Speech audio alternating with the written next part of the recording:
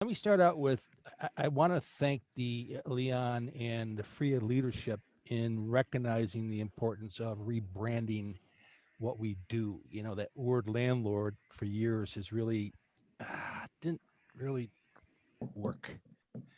So, and I want to thank you. And and I think the new name, Andy, is Housing Providers uh, Meeting.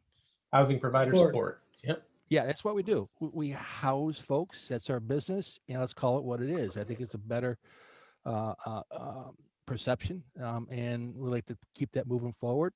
We've been trying to do this for years and years. It's going to take a while, but hey, thanks a lot, guys. Appreciate it.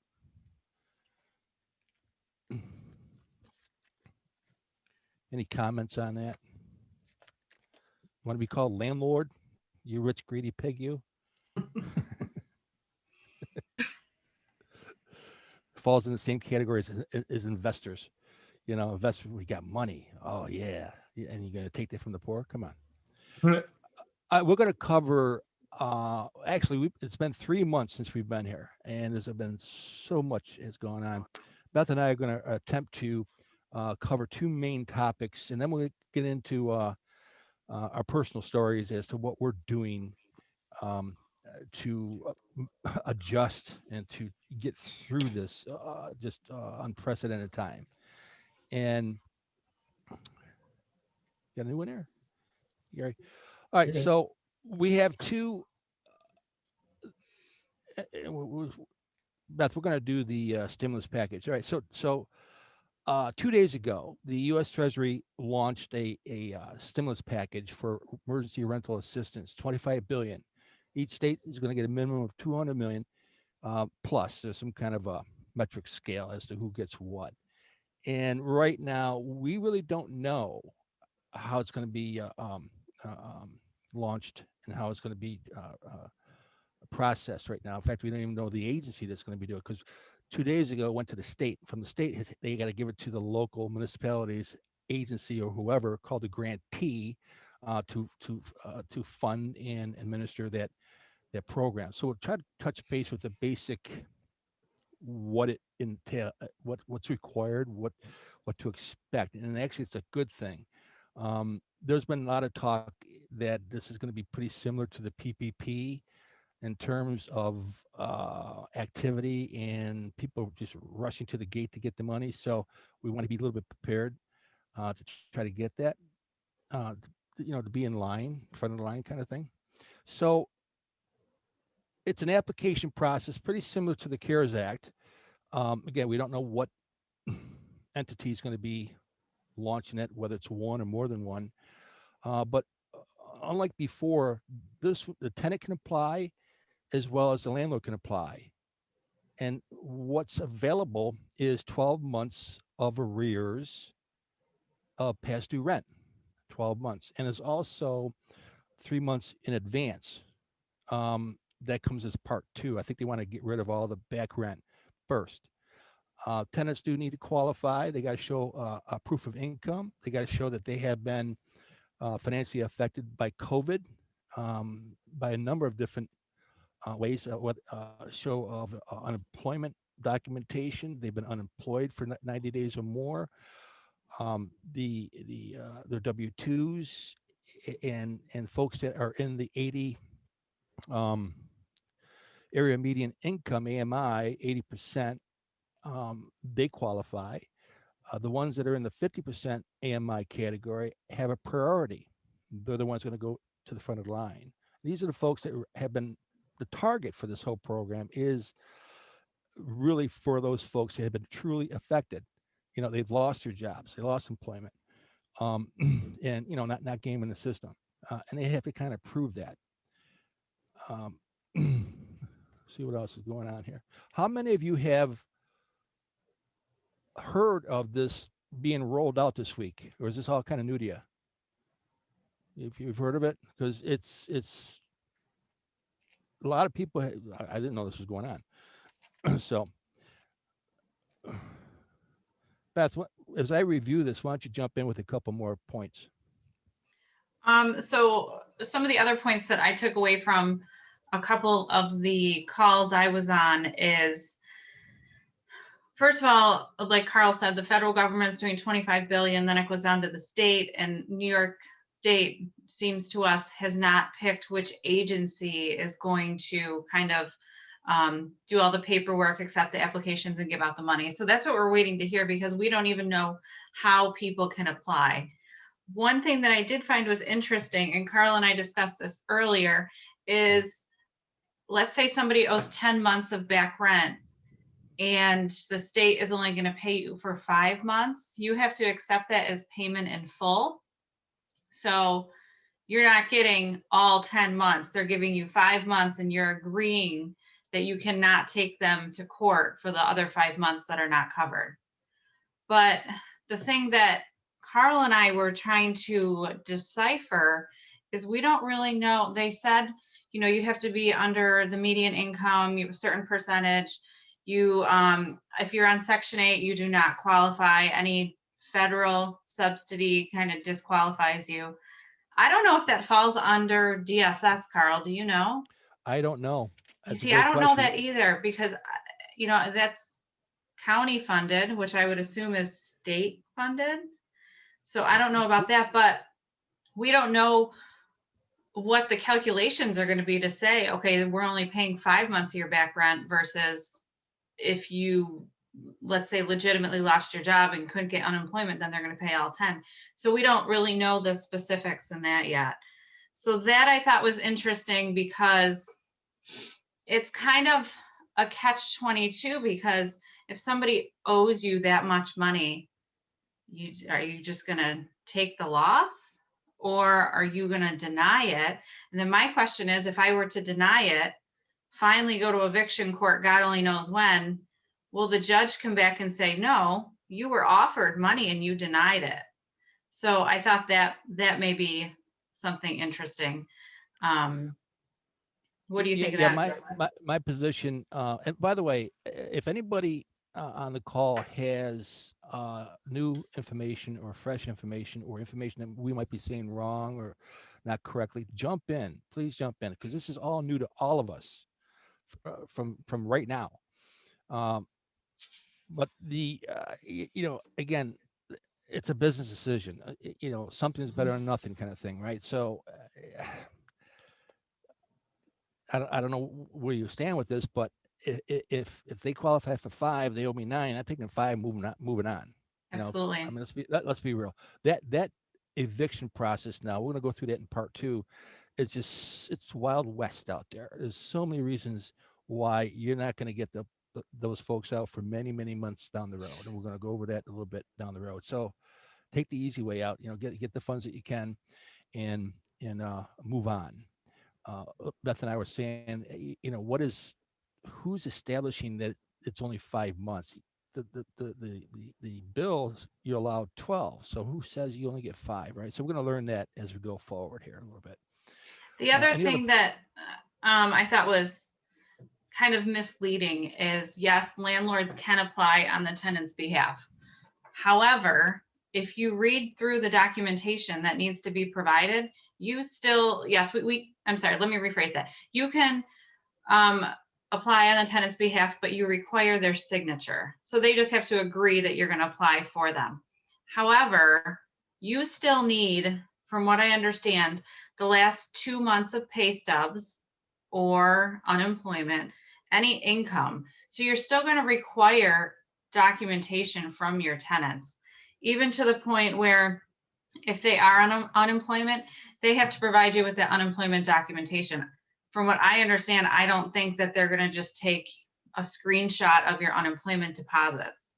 So there's still going to be some paperwork that your tenants have to come up with. Is not as easy as, here, I'll fill it out for you and sign it. So I Yeah, thought that was interesting too. they make it sound that way, right? Yeah. So this is going to be moving forward. This is going to be a partnership with your tenant to get this done. Both sides have to be in a cooperative spirit to get things done. So let's hope it works out that way. Because if you got you got like a radical tenant out there, it just might not work. Who knows, right? Um, did you want to bring up the incentive kind of stuff, Beth? Or Yeah, one thing that when I was talking to Karl yesterday about it is, I have tenants who, I mean, they're not gonna call 211 or anything in the past and break a sweat to try and get their rent paid. So to ask them to now bring me their unemployment documentation or to bring me some kind of paperwork is going to be like pulling teeth. Like no matter what I can do, I can call them every day, that they probably won't do it. However, I was like, if I told them, okay, $50, show up with the paperwork, they show up, they want that $50.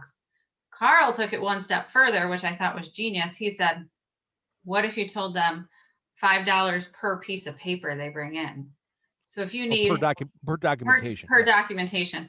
So instead of them showing up with 80% of what you need, because you need all 100% to submit the application, you know, if they're going to get another $5 for getting that final piece of paper, they're going to bring it. So I thought that was interesting.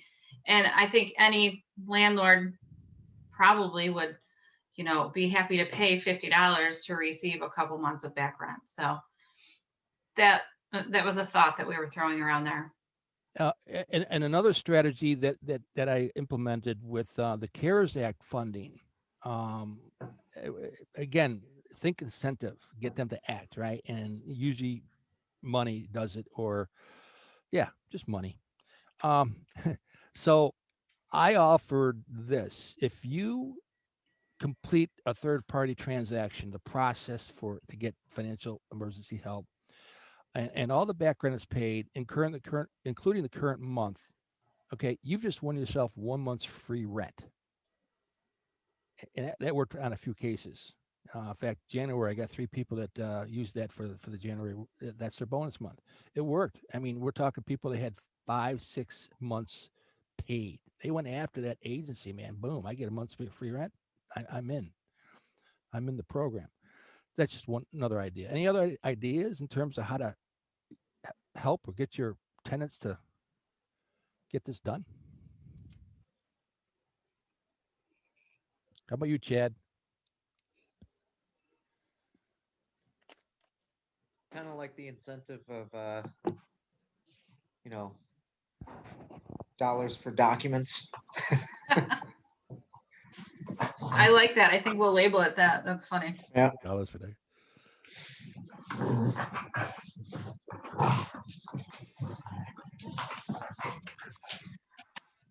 Another thing that you guys, if you do have a bunch of tenants that you are trying, that you think you're going to apply for them, there is some documentation that you need to get going right now.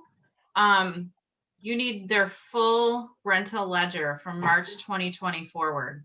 So, I mean, I would assume everybody has something where they keep track of who owes what. You also need a written rental agreement. If it's an expired lease, I would assume they would do that, but you need some kind of rental agreement. You also need a notice to pay or quit, but they said that will vary by state, because in New York, we couldn't do that to begin with. Obviously, like we talked about. Let me go on the rental agreement, because that happened to me with CFC, because I have 1-year leases, right? I submitted that. Oh, this is expired. I have a little clause in there that says that upon expiration, this lease is still in force and in effect, all terms within the same on a month-to-month basis. Oh yeah, thanks for pointing that out. Okay, this is good. So yeah, I think that would suffice. Like I said before, you need 2 weeks of pay, 2 months of back pay stubs or unemployment paperwork. The tenant has to prove that they're within that threshold guidelines. They're going to need a copy of the deed, which if you don't have that, you can get it on the county website. That's not a big deal. But I would suggest having these things ready to go. One, you will have to sign a W-9, which is pretty standard. And then they said that depending on where you are, they're going to follow rental licenses and occupancy permit. So I don't know if they're going to require you to have a C of O. I don't know. They said that could change. You don't think so, Karl? Oh no, they did with CFC. What Okay. was your experience with the CARES Act? They were looking for a valid up-to-date C of O. Yeah, like I had one property who had some minor violations, and CFC just kind of held on to that until we cleared the violations, and then they paid it. So they did give us a heads up. It wasn't just a straight no. And Right. then the last thing they're gonna need is, they need when you move the tenant in and they sign the lead paint disclosures, they're gonna need those forms. So if you have a bunch of tenants you're gonna try and get help from, I would start getting that paperwork together if you don't already have it together.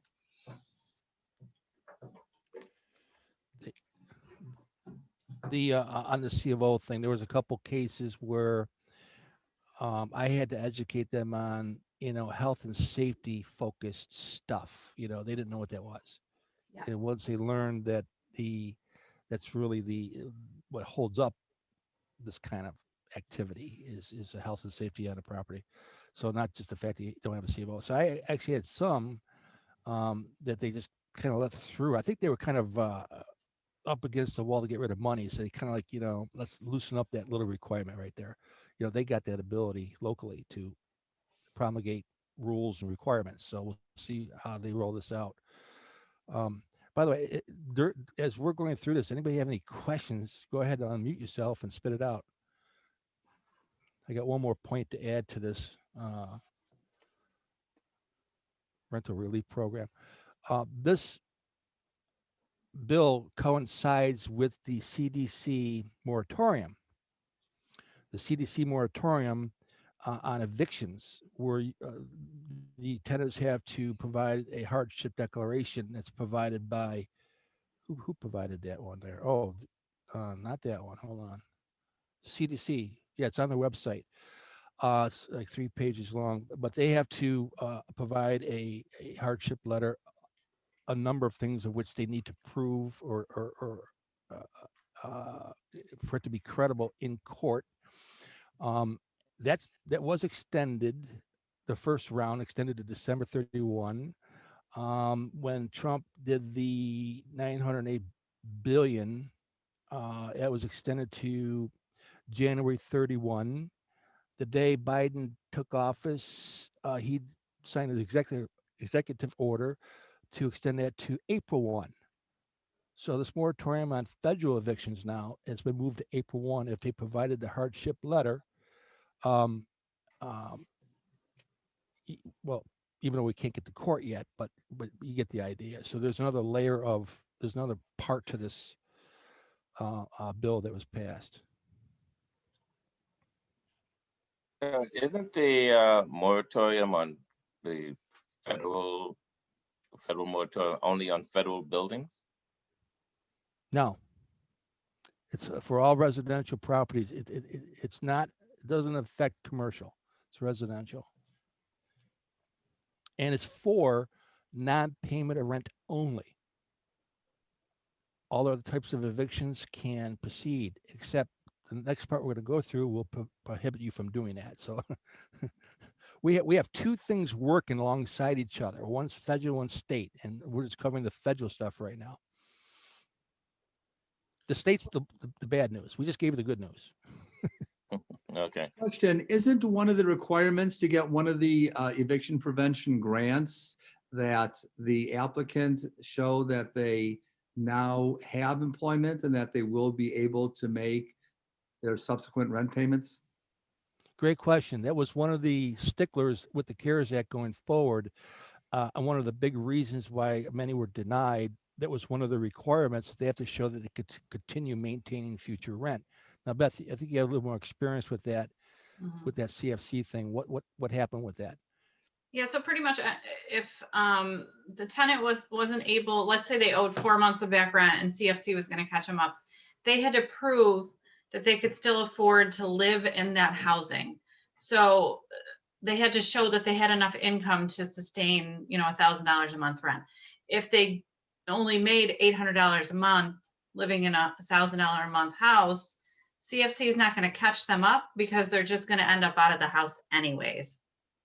Now, in this new money, I haven't seen anything that they're going to look at that, but the only guidelines that are out right now are the federal guidelines. And then one thing that Karl and I didn't mention is once the state gets the money, which they have now, they can throw on their own guidelines on top of it, so new rules. And then once it hits the agency or the county who's gonna administer it, they can throw more rules on top of it too, so could be added, I don't know. Good points. Yep.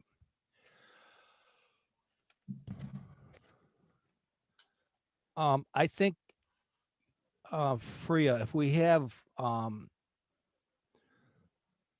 credible documentation or forms or maybe a video of the process, are you able to post it on the website? Yep, we're actually working on getting that stuff up.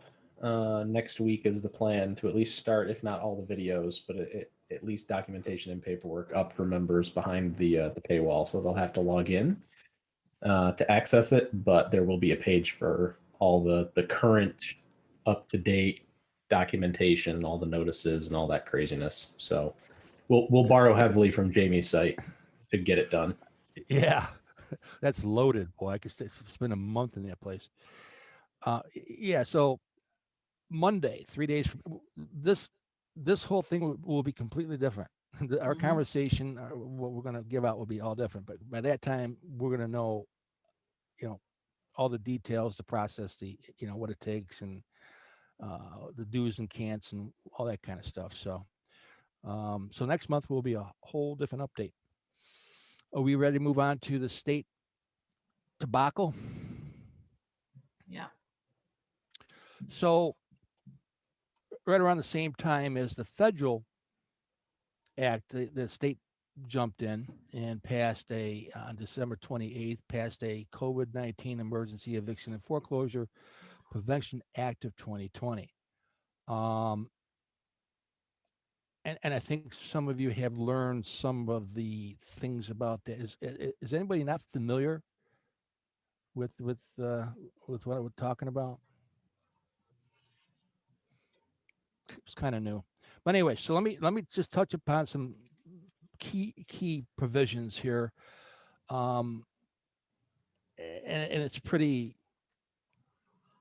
We're going to have to figure out ways to work around this and work with tenants to get that money paid, or figure out ways to whether it's cash for keys or something to try to get your property back, get your property rights back, because this law here really just took evictions way into summer and fall.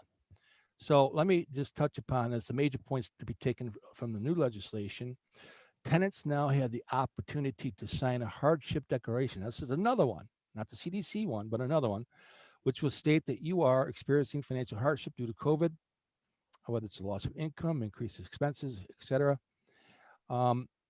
Or moving would pose a significant health risk to a tenant or a family member due to being over 65 or disability or underlying medical condition. So this is part A and part B on that declaration. That has now been distributed through the Office of Court Administration. That is a form that you're going to need throughout the entire eviction process. And I'll get to that in a second. So if you don't have that form, get with your attorney. They got it. Get with get on the CDC, or excuse me, the New York State legislator site, the Senate or Assembly. But by the way, let me just shoot this out there so you know what it is. If you look it up right online, hold on a second. Yeah, so it's Senate number S9114. If you Google just New York State S9114, it's going to pop up. The actual language of the law, and in there somewhere you're going to find that hardship letter.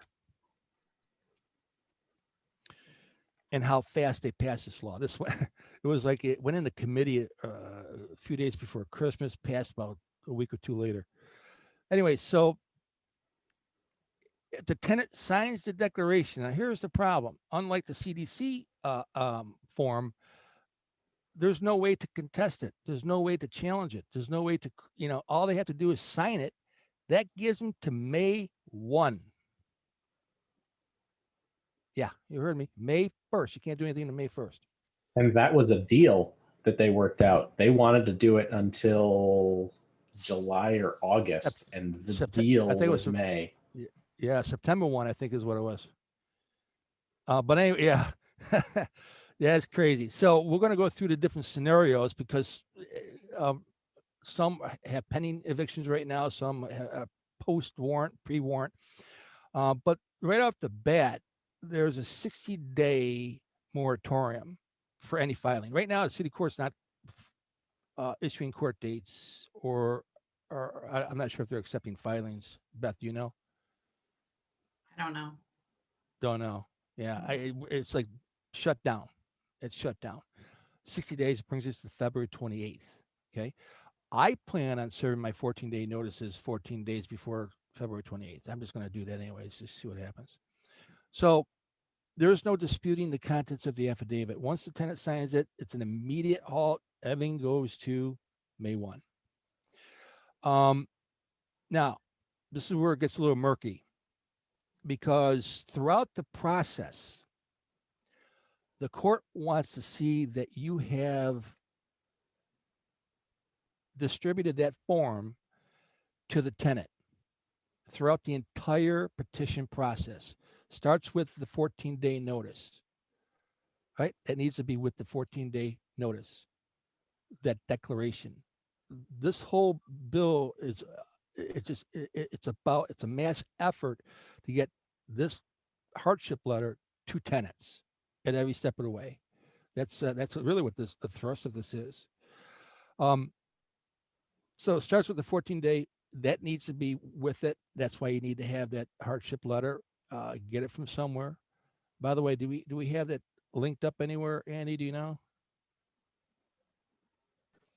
Not at this point. It's Okay. it's in the RERT site, but we need It is. to move it over to the FREIA site once we get a page created for it and get all that stuff up. I just Gotcha. posted in the chat box the link for the form and also for the summary of the legislation from the New York Senate website. Awesome. All right. So how does this affect your eviction in each stage? Initial notices, your 14 days, non-renewals, termination. Yeah, that includes non-renewals of leases. That includes termination notices. That declaration needs to be included. All notices. Every notice that's being sent out, that declaration needs to be attached. Carl, is this the one that needs to be on colored paper? No, That's no, not. and Okay. no, that's not the one. And that's a great question because now that brings the color paper thing to a moot point because that thing was about getting them to an attorney. Well, hold on a second. I'll explain how that's going to happen here. So with the eviction stage, then we're going to get into what goes into the hardship letter. So new filings with the court. This is something you haven't filed yet. If the tenant provides the landlord with a signed declaration before we file the court, we cannot file to May 1. Signature, see or May 1. If the tenant does not give the landlord, housing provider the declaration, we can file the eviction, but are again required to attach the declaration to the court paperwork. Remember, you must first serve whatever notice with the declaration before we get to this point. So you've sent it once already. Once your petition also needs to have the declaration. That's another point that it goes on to. Let me see. During the process, anytime during the process, the tenant can submit the declaration at any time through this process, and it will push the case to May 1. If you get into court and the tenant says they didn't get the declaration, then the court has to adjourn the case for no less than 10 days so that the tenant can get a copy of the declaration and sign it, submit it, and it goes to May 1. You see where this is going? We're screwed. Pending cases, ones that we have a court date, any cases that are filed before December 28th, cases that are filed within the next 30 days, the case will automatically be adjourned for 60 days or a later date is determined by the court. We don't know if the 60 days are attached to the adjourned dates, because when the courts were open, a lot of these most of these cases, if not all, were adjourned into January, February, March. We don't know if that 60 days starts with the adjourned date. We'll find out. If the case was already heard and the warrant has not issued, like for example, if the warrant was stayed to January 1, I got two of those. I got one stayed to February 1, one stayed to February 15th. The tenant can fill out a declaration, pushes everything to May 1. Cases where a warrant is issued but a lockout not completed, lockouts are put on hold, and the courts pull you back into court for a status conference. If the tenant fills out the declaration, goes to May 1st. So you see the roadblocks that we have here that it's extremely heavy-handed, one-sided, right? And then once it gets to the warrant stage, there's a number of things that the marshal needs to do with that declaration before a warrant could be served, because in the warrant there's different language in the warrant now. And then even as he's executing the warrant, he's got to confirm whether or not the tenant got the declaration. And if not, he's got to hand it to him. This is blowing my mind. Beth, chime in here. What else we got with this? I mean, I think you covered it all. To me, it just seems like a technicality that they want you to fail on. But yeah, so a hardship letter, what's required, not only is it pre-printed with the OCA, but the housing provider or the attorney needs to insert two other things. One, in the hardship letter, and they got to see it, is all your return information so they know where to send it or give it to. They want to see a fax number, an email address, a physical address. Give them all the different ways they can get that form back to you. It's got to be in that declaration. Secondly, this is where the pink letter comes in. You have to provide in that letter the free legal services available in Rochester. And there's 3 of them. Yeah, you got to put that in there. Otherwise, it's an invalid declaration. So I get with your attorneys, and again, many of the attorneys are right where we are, going, geez, what we don't, there's a lot we don't know. But get with your attorneys and see, what's going to happen here. Does anybody have any existing eviction cases that met one of those scenarios where you have a stay within that 60-day period between December 28th and February 28th, or had a warrant to be issued? Anybody got anything like that? What's your attorney telling you? What's going on? I'll tell you what the court's doing is they are. I had 5 on this week, 27, 20 today. I had 3, 9. They automatically just pushed them out into nowhere. The letter says you're on hold to further notice. So you can see what's going to happen around May 1. There's going to be a pile, mile high, of taking down those doors down there, trying to anyways. But keep in mind, just like what we experienced back when they opened up in November, they pushed all those cases into January and February, or I'm sorry, into November and December. They pushed them all there. And now those cases, they were all adjourned. Now they're being all adjourned again. And they're all being adjourned again right around April, May. All these dates are already spoken for with the existing pile that we got. So new cases, you really, it's going to be tough. There's one exception to this, by the way. Let me get the language out here. There's one exception of a case where you can proceed anytime.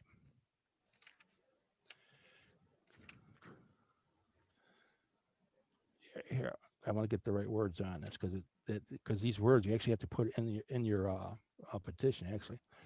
What they call a nuisance exception. A nuisance exception. This is a case where the tenant has persistently and unreasonably engaged in behavior that substantially infringes upon the use and enjoyment of other tenants or occupants, causes substantial safety hazards or damages to others.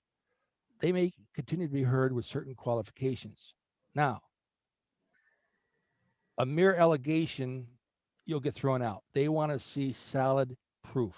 They want evidence. You got to prove that they are bad tenants, ruining things for everybody else. You got to prove it, and the court has to accept the proof.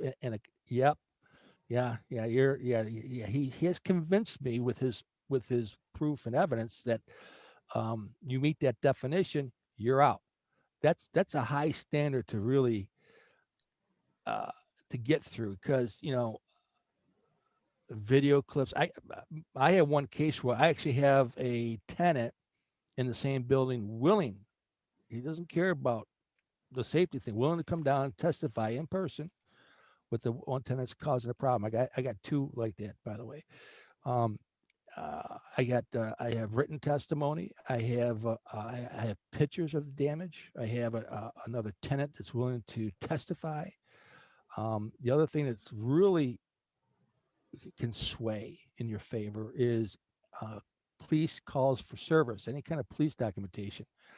I'm not sure if they do it now, but back in the day, you call the area net office or the area neighborhood team or police precinct and see if you can get a printout of the calls for service to that property or unit. And in the day they did. I'm not sure if they could do it today. Has anybody tried that recently? Calls for service to your property, police department? I haven't done that in a while. There's actually there's a link on the city website. If you what's it called? Building blocks, I believe. So if you go on there, I was playing with it the other day, you can find all kinds of stuff. So I went to police calls, and you can put in, you can click on the address and it tells you how many calls have gone to that address. Well, there you go, right there. It's online now. Good. Yeah. Yeah, it's kind of difficult to get to, but if you do, I think if you go to the city website and go all the way to the bottom, it's called building blocks. Then there's a couple layers you have to go through. But I thought that was kind of interesting. I mean, you can zero down to see how many homes are vacant in the city, how many 3-bedrooms there are that are vacant. You can really narrow it down. It was kind of a cool tool. Yeah, I've been in there, Beth. It's really Mhm. cool map stuff. Just so much you can find out. Somehow I found that police data, right? It's real-time police calls. Hmm. I saw the real time as calls are coming in. You actually see that what's going on. I don't know how I got there. Like I said, it's so deep into this site. I don't know how I got there. Hey, Carl, I have a question. Yeah. Carl? I'm here. Oh yeah. So in regards to the eviction with tenants and all that, I have one that we just acquired a property about a month ago, and they had already started the eviction procedures, probably months ago, and they got delayed until February. But now because the ownership change, that I guess that whole process needs to start all over again. I'm being told, and at this point I can't even get the tenant's not responding to me or anybody. I don't even have keys to the apartment, quite honestly, so I'm kind of like in limbo right now. Yeah, and being new at it like this, have your attorney on speed dial. These are the questions for him. But that scenario, yeah, you do got to start. I believe you have to start over. The owner of record is the only person that can proceed in standing with a petition for eviction. Again, I'm not 100%. I'm 98%. Your attorney should have that answer. But if you don't know the person's name, you could proceed with Jane Doe, John Doe. Again, your attorney can help you out with that. there is a way for substituted service. It's very finite. It's very strict kind of a thing. Again, your attorney is the person that's going to help you through that process, but you're going to eventually get them out. Now, the state, unfortunately, the state uh, law that we just went through, that's for all evictions, even holdovers or lease violations, except for the nuisance exception. That's sad because, but how are you going to do a squatter? Because right now, you don't know who these people are, right? So good luck with that. In fact, next month, let us know the outcome because that's how we're going to learn this stuff. But your attorney is going to guide you through this process. Is that your first time, Orlando, dealing with a? Did he leave? I think he checked out. He got booted. He's back in now. Orlando, okay. Yeah, I'm back. Sorry, I dropped off. Thanks for that. Did you hear the whole thing, or you just got booted off now? Yeah, just now. So I only missed the Okay. last maybe 20 seconds. Thank you. Is this your first time going through this kind of a process? Kind of? No, it's just the first time that we I take over a property with these type of issues. So I mean, I've gone through evictions in the past. It's just not at the time of ownership change. We're in a whole new time, and all of us are going down the same road together. Nobody knows more than anybody else. So we'll learn from each other. I think each month we're going to have just fresh new stuff, and so anything else to add, Beth, with this? One thing that I have regarding Orlando's situation is I have seen happening a lot lately is as my owners buy and sell, because of you can't evict anybody. Basically what they're doing is, like Pat just did one a couple months ago where he sold the property and we had to put 3 months of rent in escrow. And as the tenant paid rent, we would get that money we had held in escrow back. So basically it was a 3-month guarantee that the new buyer would be receiving rent, whether it was from the seller or from the tenant. So we've seen that written a lot lately into contracts. So at least the buyer's getting something for 3 months. Yeah, we did that, and instead of the escrow, we just got a 3-month credit. So we didn't deal with the whole escrow. So essentially, I got 3 months to figure out something with this tenant. So we'll see. But thank you. Sure. You could always do cash for keys in that sense too. Well, that's what I want to do if I actually get a hold of her. Yeah. There's another a couple other points that I'm picking out here with the state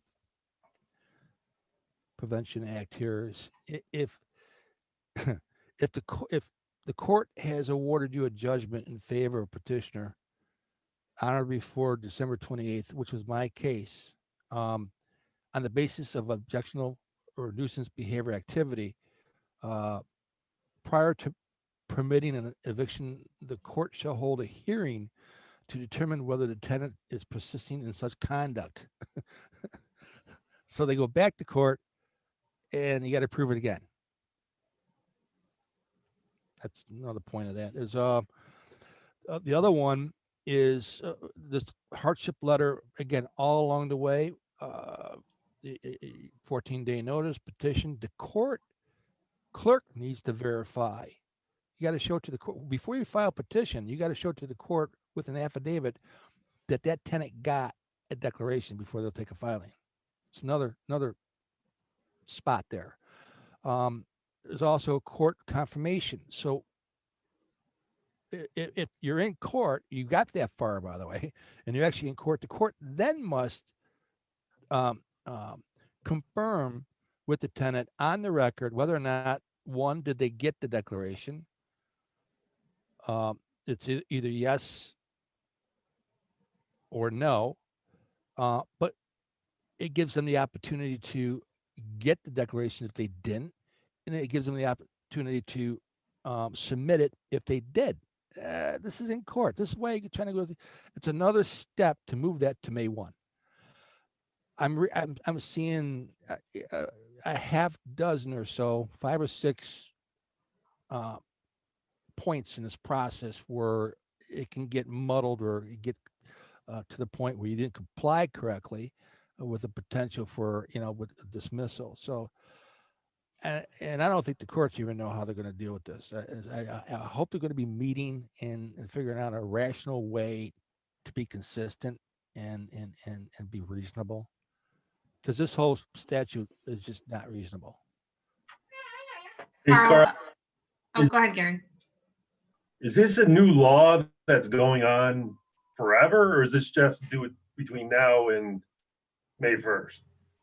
Great question. So Beth and I talked about that is, they got the potential to extend this, and just keep in mind who's in Albany, right? Right. We'll cross that bridge when we get to it. Right now, it's a May 1 thing, right? Will it be extended? Throw the dice. All right. Carl, Leslie had a question in the chat. He wants to know, does cash for keys really work? It can. So I have, well, it depends, if they owe 8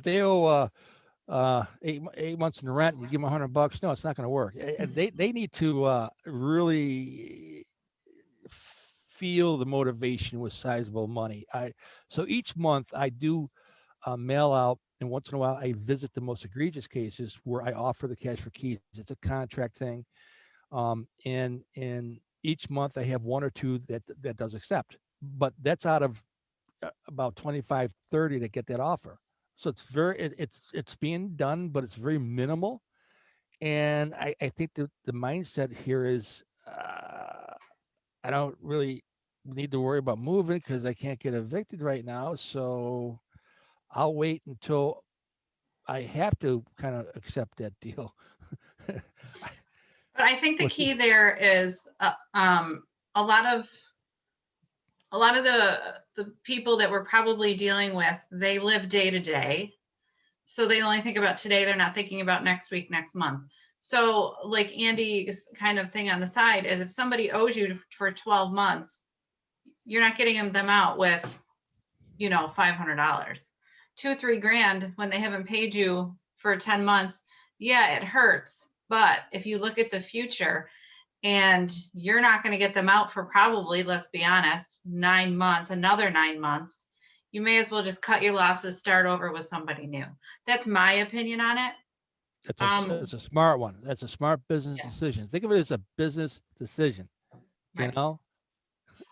You gotta spend a little money to have money over here. So anybody else have experience with cash for keys? Chad, anybody? Tell the story. Gary, you, anybody? Nope. Does anybody have a tenant 6, 7, 8 months behind where now you're going to think about that? I had a woman on a month-to-month lease, and I was prepared to give her cash for keys, and she left. So I gave her a 30-day notice, and it was a win for me, that's for sure. But I was prepared to do it. It probably hurt thinking about doing it too, but It's goes against every fiber of my being. I probably would have, but I would have grit my teeth and done it just to get her out. Yeah. What I found is another a benefit or residual benefit of the cash for keys is this: you now have leverage. Right now, we don't have leverage here. You got the cash, right? So they have to comply specifically. You need to be out by the 1st of the month, broom swept clean, leave it the way you found it, all trash out. And let me tell you, I had one for January 1. Oh my God, it was mint condition. I had a tenant in 2 days, moved right in, nothing to be done. He got his $1,000. We shook hands. Be on you. See you later. He was 7 months behind. Mary, Susan, you there? That was yours over in Pierpont. If you're still on. I guess I'm thinking that, if you're staying there and you're getting free rent every month, you're getting $800, $900, $1,000 that you're not paying each month. Why accept, a little bit of cash, maybe I don't know, maybe 2,000, even if 2 months there, you would have already made up that. Because you're going to forgive their back rent. Number one, you're not going to take them to court and sue them for it. You're just not going to give them a reference, most likely, and you're going to give them cash. So you're not just giving them $2,000 cash. You're giving them $2,000 plus 7 months of back rent. Right. That's huge. If That's you huge. were, I think if tenants really think about it, it's a great deal. But tenants only think about the very near future. So I think if it's done correctly and done in a persuasive manner where I'm helping you, you're helping me, it's a two-way street instead of take the cash and go.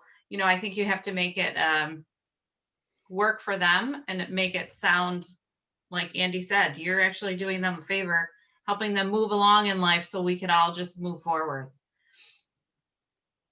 I had a case, cash for key. It was offered, and they refused it. They felt bad.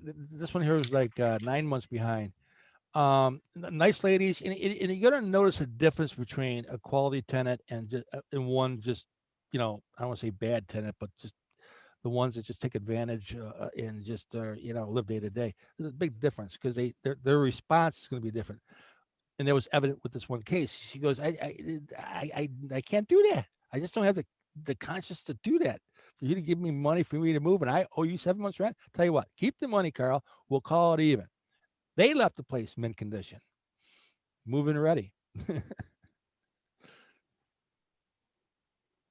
I think part of offering cash for keys, and I used cash for keys once pre-pandemic, and I had a situation where during the pandemic, I was ready to offer cash for keys, and the tenant actually voluntarily moved out. I didn't even have to offer $1 for the tenant to voluntarily move out.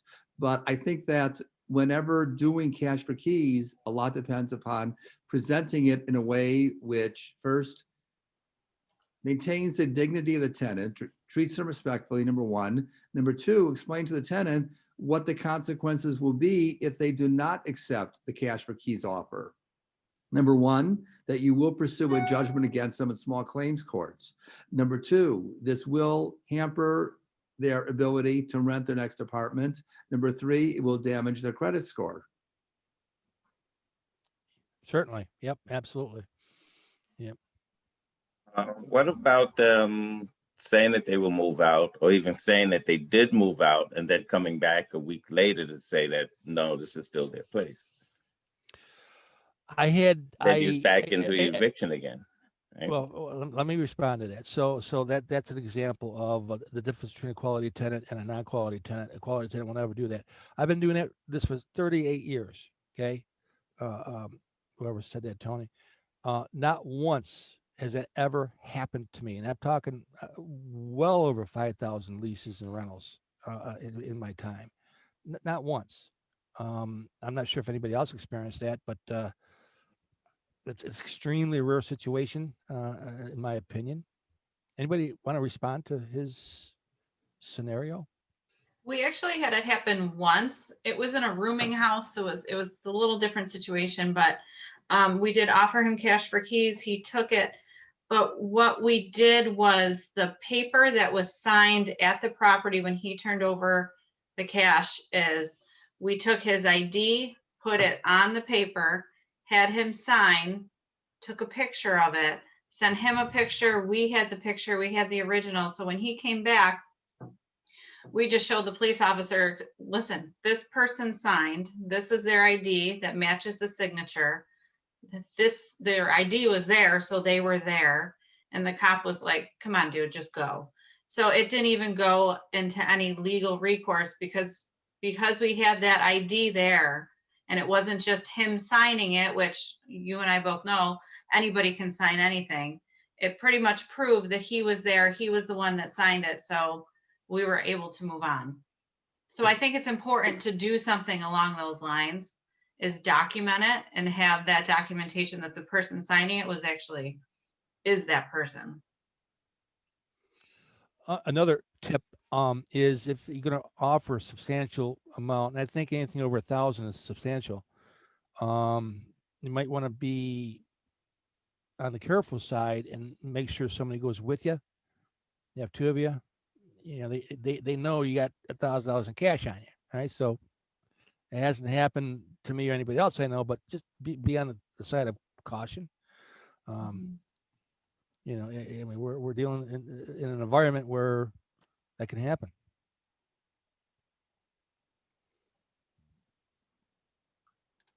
Thanks.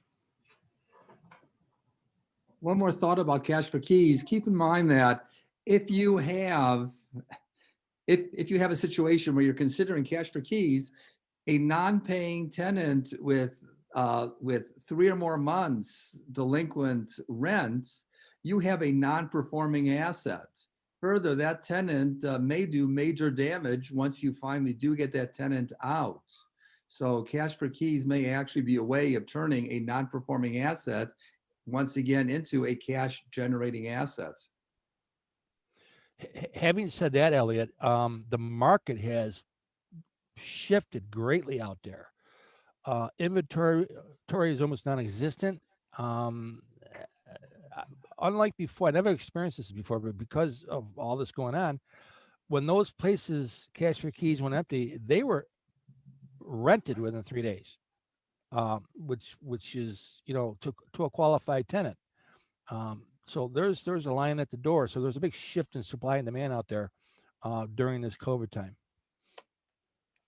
So you get a performing asset pretty quickly. Yes. But the key there is qualified. Yeah. Qualified tenant, because remember, someone that Elliot just gave cash for keys for is now applying at my place or Carl's place. So that's where your screening comes in. Yeah, and that brings us to another point. I mean, you know, you got to think about this. There's a huge population that are in this pool, and I think most are going to be looking at your places. So just because he went through this experience, do you throw them out, and keep the place empty? I would suggest you look at each situation by itself. And what I think the main thing is that they can move forward, being able to pay the rent using the rent to debt ratio concept, the fact that they have stability in their employment, 90 days or more, that the last place that they left didn't trash the place. For example, the two ladies that moved out of that one place left it in mint condition. It was purely financial. Come on, the COVID, are you going to hold them totally responsible? You're going to find out more about the character of these folks. Are they the ones that, you know, they're trying to get back on their feet. They tried to make things work. They did the right thing by moving out, giving your property back, right?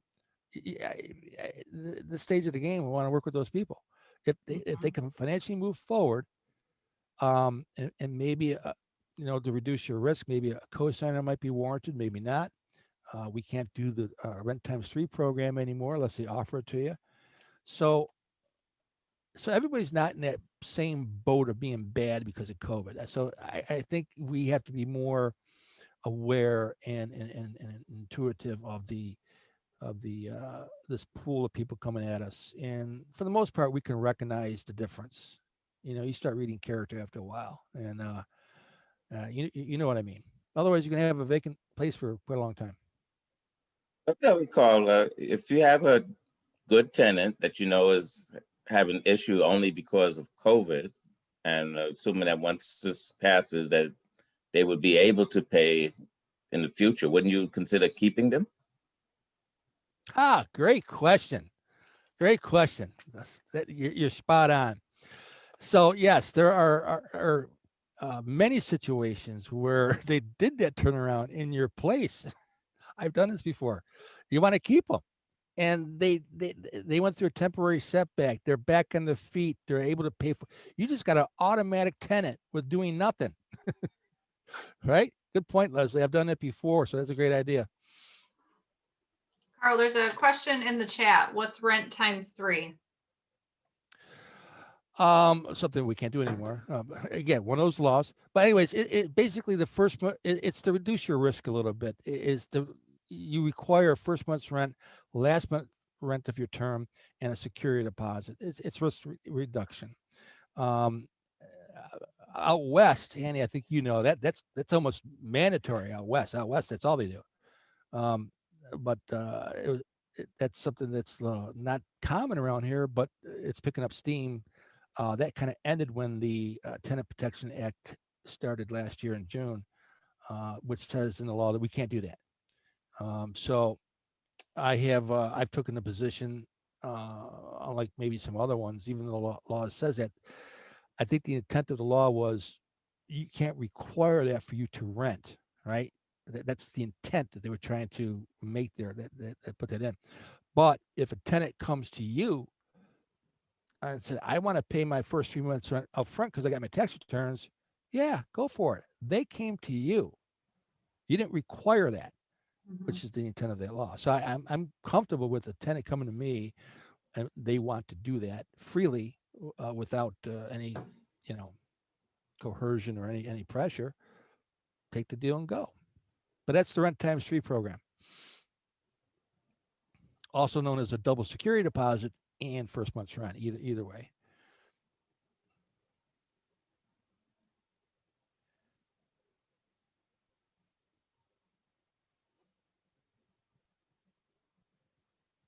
Yeah, today's day and age, we're in the age of it's all about possession, not money right now.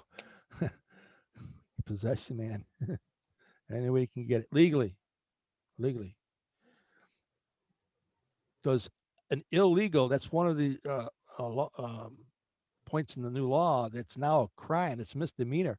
Any illegal or forced evictions or self-help evictions is now a criminal arrestable crime. And so don't Excuse do it. me, I think a landlord who locks out a tenant for non-payment without a court order, that was already a misdemeanor even before the pandemic. Okay, I'm not sure, but yeah. I'd like to ask, what are people doing when you have tenants who are in arrears? If tenants need major repairs, you can't withhold repairs if. Elliot, awesome question. I got the solution for you. It works every freaking time. I love it.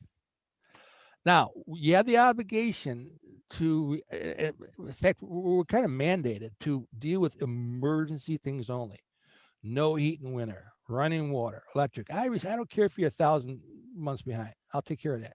Anything else is off the table. So in some instances, I'll actually push that urgent matter. So listen, you've got all my rent.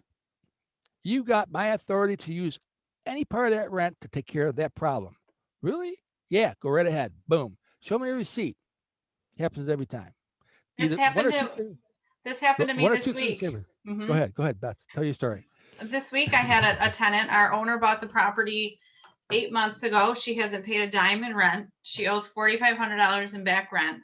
She has excuses galore, whatever. I can't do anything about it because moratorium. No hot water. She says, last night when I got home from work, so she works, when I got home from work, I had hot water. This morning I don't. Well, her tank blew. So we told her, well, you owe $4,500. Go ahead and take care of it. Well, I don't know how to do that. Well, hire someone to do it. Guess who paid $2,000 just to get, so she's like, fine, I'll pay you $2,000. Pat made a deal with her. We took the $2,000, put in a new hot water tank. But still, she had $2,000 just sitting there, was choosing not to pay until her hot water tank blew. So the owner, after the hot water tank, still made money. But thank you. Yeah. So how did the $2,000 come out into the conversation? I missed that.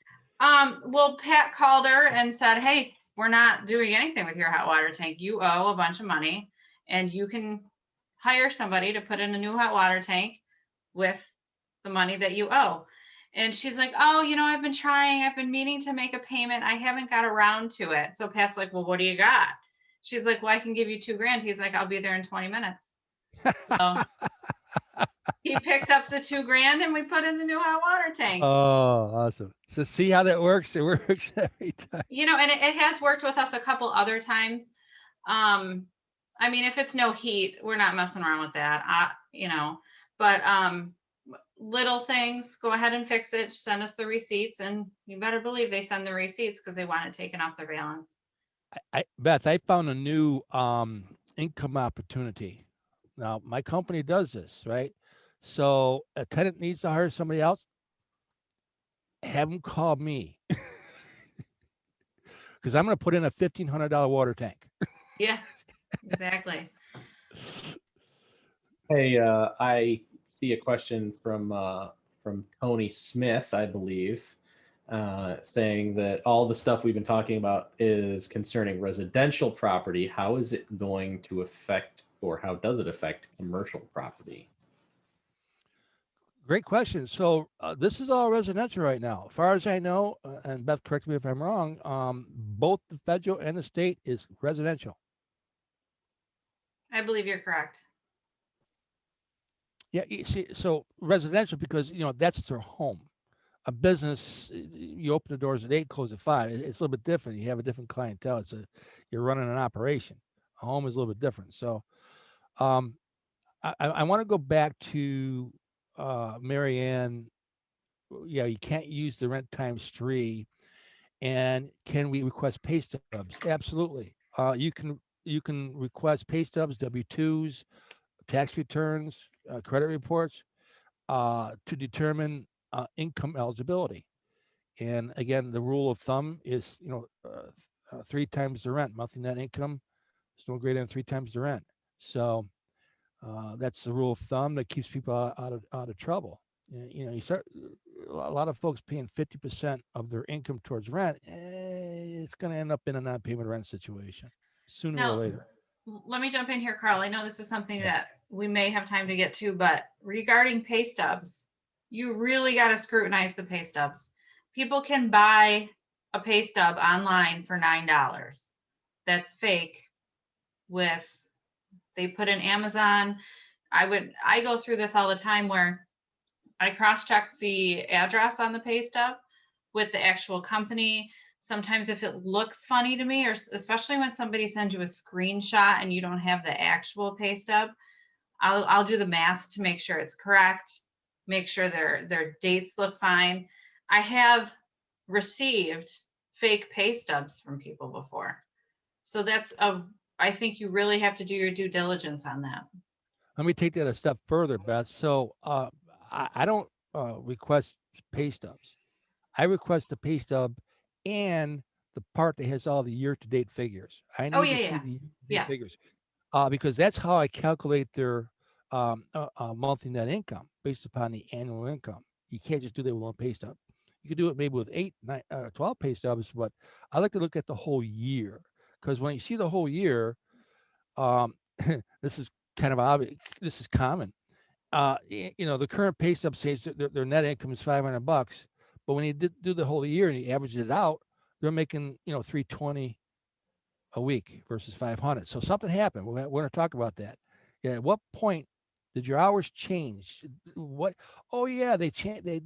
I went from here to here. When did it happen? So their income changes throughout the. You'd never know that with a pay stub. You wouldn't know it with your year-to-date figures.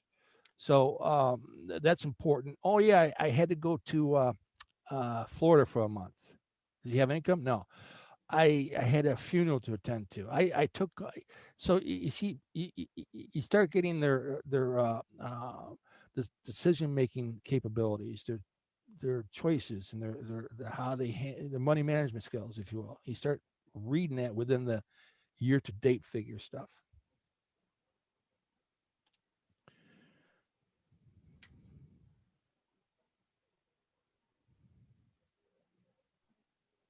Regarding the pay stubs, can you call their employers just to verify their employment there? Sure.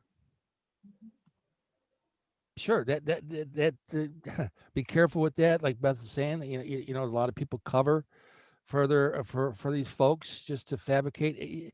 You really can't lie on that W-2 or the year-to-date figure stuff. That's a little bit more solid. You can call any employer and just verify that they're employed there. Sure. Is that what you do, Leslie? Pretty much. Oh, no, I'm not into that yet. I just have 2 non-performing properties that I got just before COVID, and I can't do anything with tenants that are just sitting there. How has your attorney helped you with this at all? Well, he's just giving me information. He's told me that, you know, they can't. Back in, I think around November, he told me that, you know, they sort of opened up the courts, but they were just postponing things, which we didn't bother with. Now he's told me we have to go through and file everything over again because of new regulations. But there's doesn't seem to be anything he can do. He said they're not seeing not opening the court for any kind of eviction cases, even though mine is not a non-payment of rent because they never were a tenant. So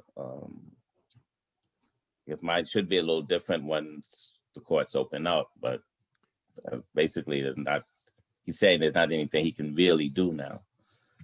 Yeah, except he's take my right. retainer. Yeah, he's right. Beth, can you take that question from Marianne?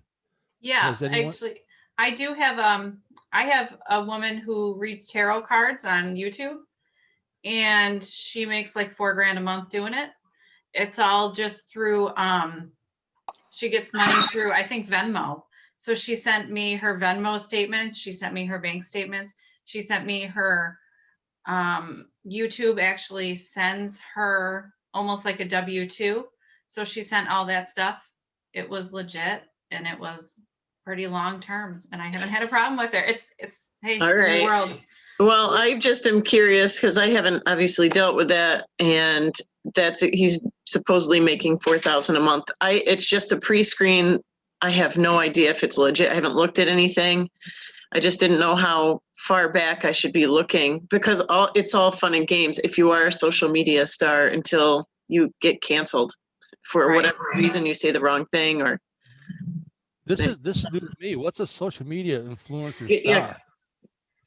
People get paid to advertise their products, or if they have a popular channel with like 1 million viewers, the company that's hosting them writes them a check for advertising. So they actually get a 1099 from Twitch or YouTube or Instagram or Facebook will actually pay them to do what they Wow. do and bring people to the site. It's monetized advertising. I had a couple, and they were great.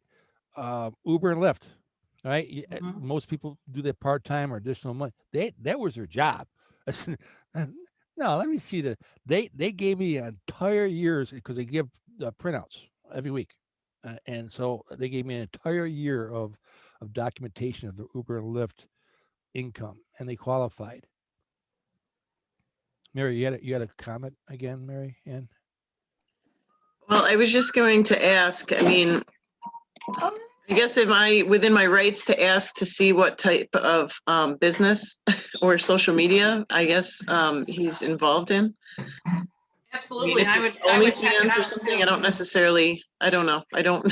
There's a limit to what I want to have going on in my apartments. So. I would definitely check it out. I mean, it's no different than taking a prospective tenant and putting their name in Facebook. You want to see how they act. You want to see, I mean, I've gone to people's Facebook pages and they have gun and drugs all over the place. Clearly, I'm denying them based on their Facebook page, but I don't see that would be a problem at all. I mean, with my tenant who does the tarot card readings, she has like 300,000 followers. It's crazy to me. So like, it's pretty legit. But I understand what you're saying about like OnlyFans. It's a little different. Well, the other tenant in the house is this very sweet old man, and it would be terrible anyway. So that's what I'm looking out for. So, all right, thank you. I appreciate it. Sure. Let me give you a story down that line of uniqueness, right? So this was a long time ago. Anybody heard of the bug jar on Monroe Avenue? Right? Yep. I was the one that put the first tenants in there. Well, the owners.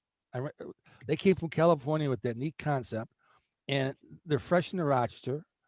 This is many years ago, so the details are gone. But it's Monroe Avenue. They're looking at this big house. What do you guys form of income? What do you guys do? Oh, we're gonna run a bar. 3 guys, right? Really? Yeah, we just opened it up recently. Really? What a freaking risk that was. So let me just, so I risk reduction, right? So we did this in California. So I went to California. I didn't go there, but I called all their contacts. I got a feel for their, credibility, character, some references there, and then because they were fresh here, they had a savings saved up. They gave me, I think, the first 2 months rent and security, but I was concerned about the success of that business. What do you think I did? Yeah, I prime time. I went into the bug jar just to see how they were doing 3 times a week. Free beer. Oh my God. This place is cranking. I see money floating everywhere. Yeah, so they did pretty good. So they worked out pretty well. But yeah, you got to do your due diligence and your and don't take people's word for it, but actually check them out when there's a unique situation like Mary Ann.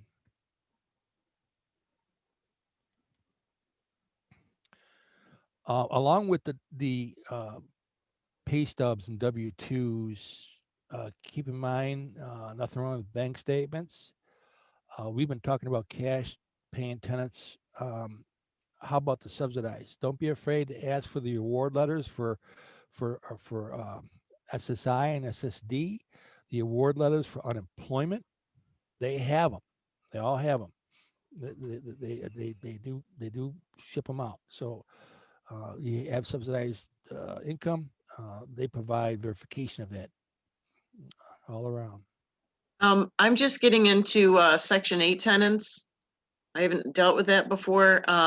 So I just purchased 6 units this past week, and I'm hopefully getting everything changed over. But the apartments are fairly under rent. But I think obviously with Section 8, I would like to keep them in there. They've been longstanding, like 10 years plus in there.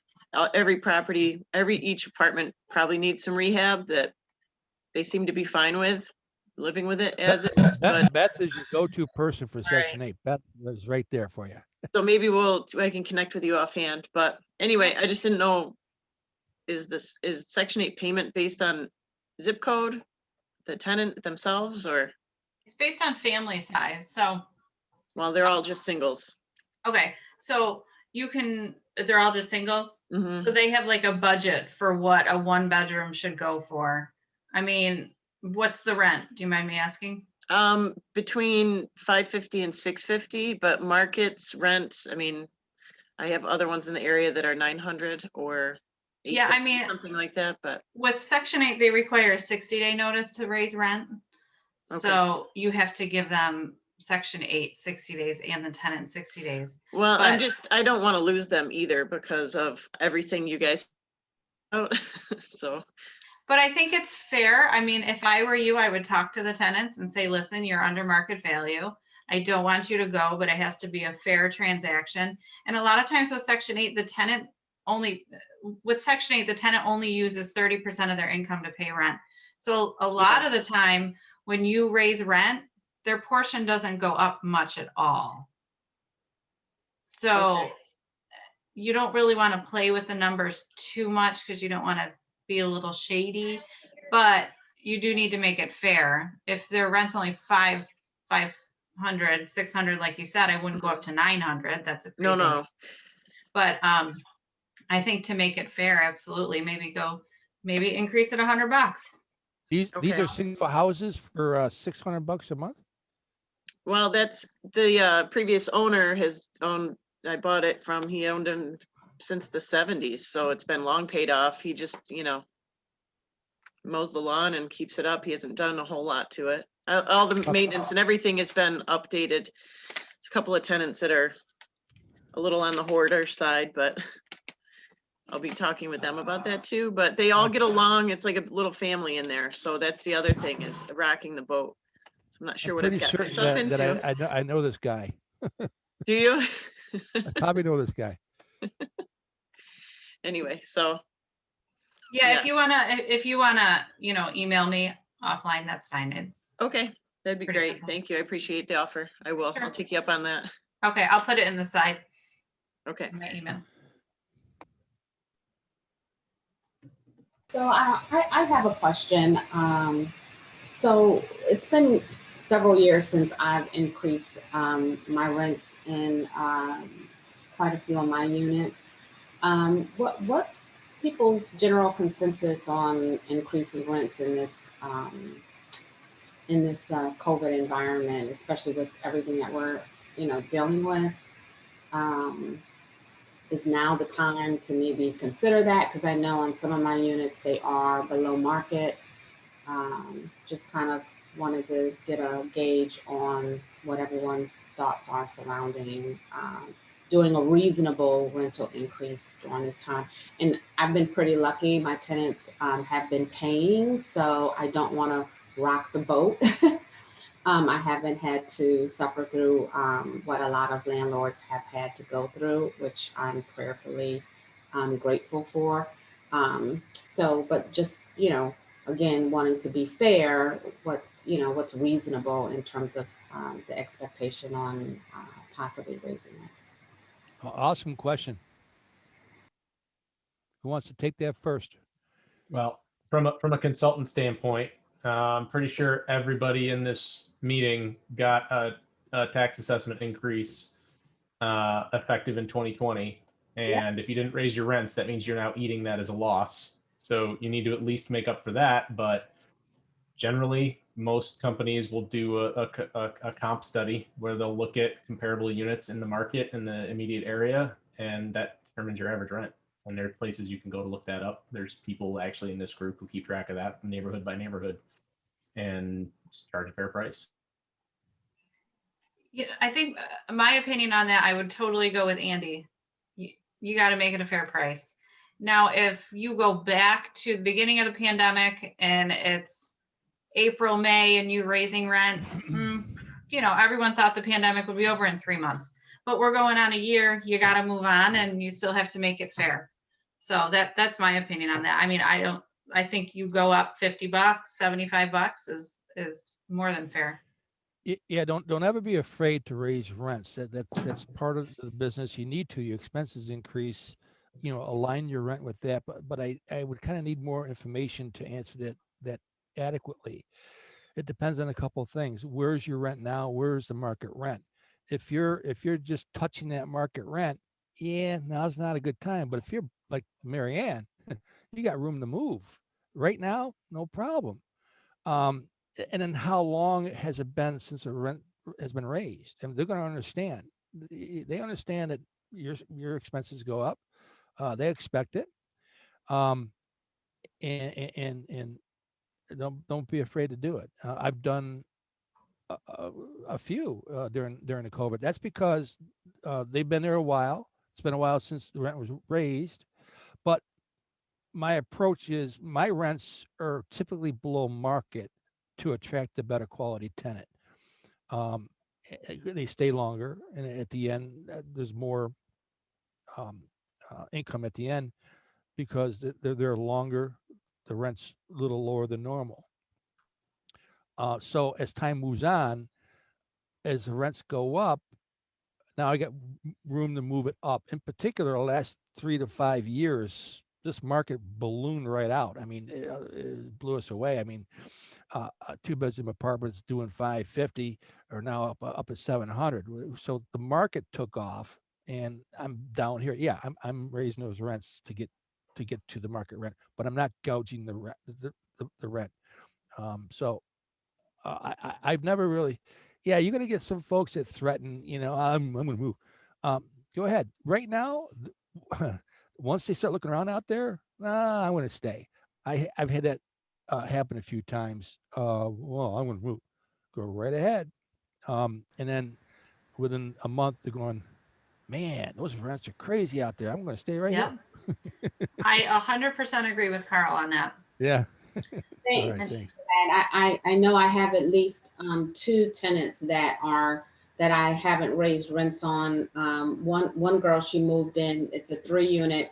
She had a 2-unit voucher with Section 8, so she's well below, what I market, and she's been there for about a year and a half now, and I haven't raised rent. So, okay.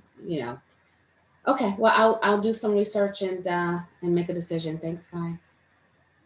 All right, good luck. Great. Good question. Andy, we're winding down here a little bit to 8:30. Is that the deal? 8:30 is the usual official close. Yeah. If people want to hang out and network and whatever, the Kumo space is there if anybody wants to head over.